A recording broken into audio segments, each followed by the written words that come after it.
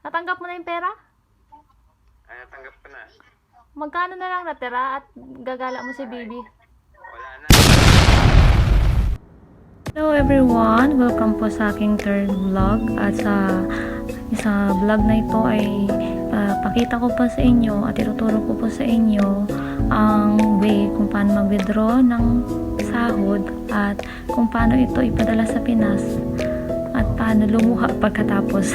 Char! Yung araw pong yan ay night shift po ako at kinabukasan po ay payday, kaya paglabas ko sa trabaho ay didiretso na po ako sa Tutu or post office dito sa lugar namin at kung saan malapit lang, kasi alam mo naman naglalakad lang tayo, kaya kung saan lang malapit doon lang tayo pupunta. And habang po tayo ay naglalakad, samahan niyo po kung magtingin-tingin ng ating paligid, kasi habang naglalakad ako ay talagang na-appreciate ko ang ganda ng Japan, kasi tingnan mo yung sinag ng araw ang nagbibigay pag-asa sa atin. At yung bago po pumasok, dumaan po muna po ako sa konbini para bumili po ng kutkutin or makakain habang tayo ay nag-duty ng night shift. At saka po sa isa sa kasamahan namin na galing third floor at pupunta po ng second floor, at yun po ay makakasama po ngayong gabi.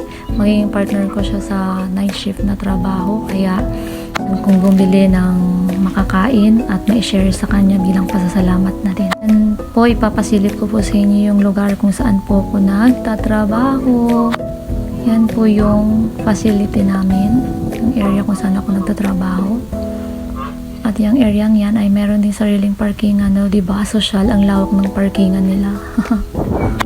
At yan, habang ako'y naglalakad, may nakita na rin akong katrabaho ko rin dyan na mag-duty siya sa second floor.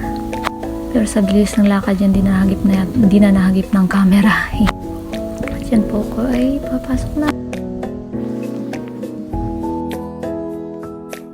So yan po, ready na po tayo sa duty natin ngayong araw na to. Ngayong gabi po pala. Night shift po pala yan nung time na yan.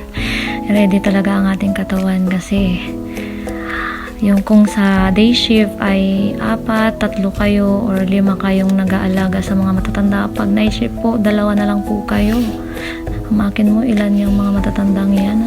Po, samahan niyo po ako mag-withdraw ng aking sinahod yung buwan na ito, at kahit puyat pa po ang lola nyo, ayan, tayo po pupunta pa rin at tayo kailangan magpadala at may umaasa po sa ating pamilya, lalo na ang anak ko po. Ayan, malapit na po tayo.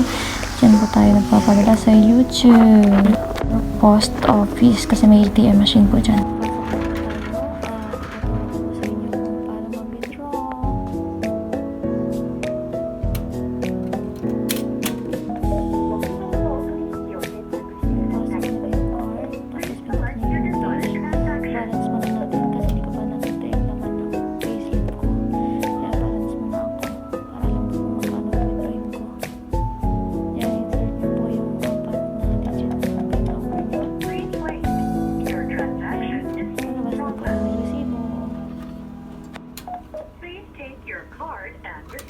Taan nyo dyan kung magkano ang sinahod nyo.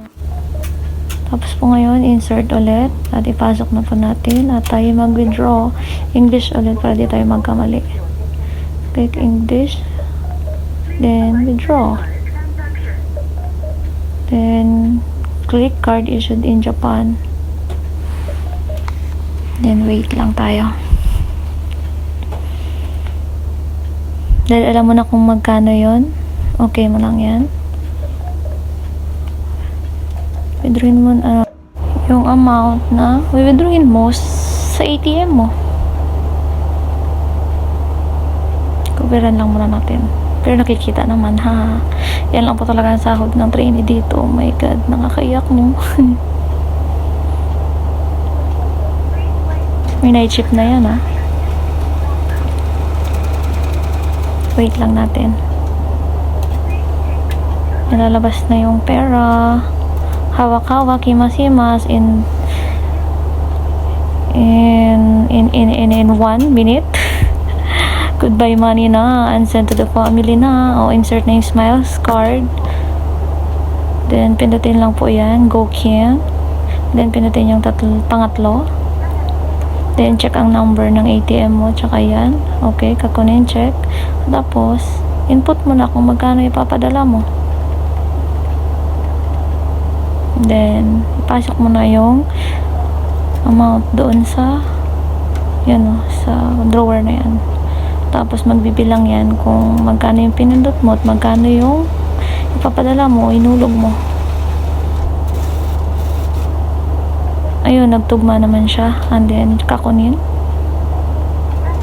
Okay, tapos na. Naipadala na.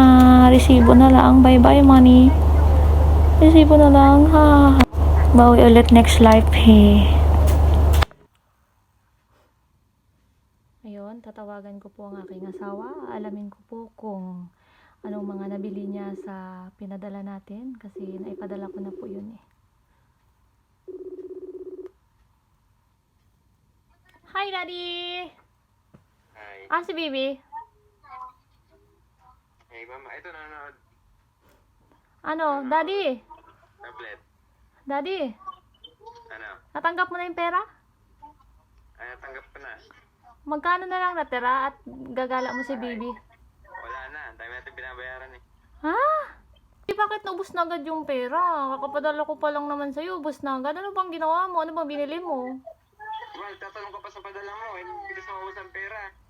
Oh, Ubos na agad yung pera mo. Nagbayad tayo ng motor. Oh. Nagbili pa ng gatas ni Makoy, diaper. Bayad utang, nagbayad pa ng kuryente. Tatanong mo pa, dapat pag pinadala mo na, huwag mo nang tatanungin, huwag mo nang hanapin. Sige na, huwag ka nang magalit. Naku po. O sige na, bawi na lang tayo sa next life. Oh. Oo na, sige na, huwag ka nang magalit. Bye-bye. Totoo pong wala na yung pera, pero yung galit ng asawa ko, hindi po yan totoo. Nakiusap lang ako na magalit-galitan ka para dagdag effect lang. Hey, Char. Hey, love you, Daddy. Pakis nga. Mwah. Bye-bye.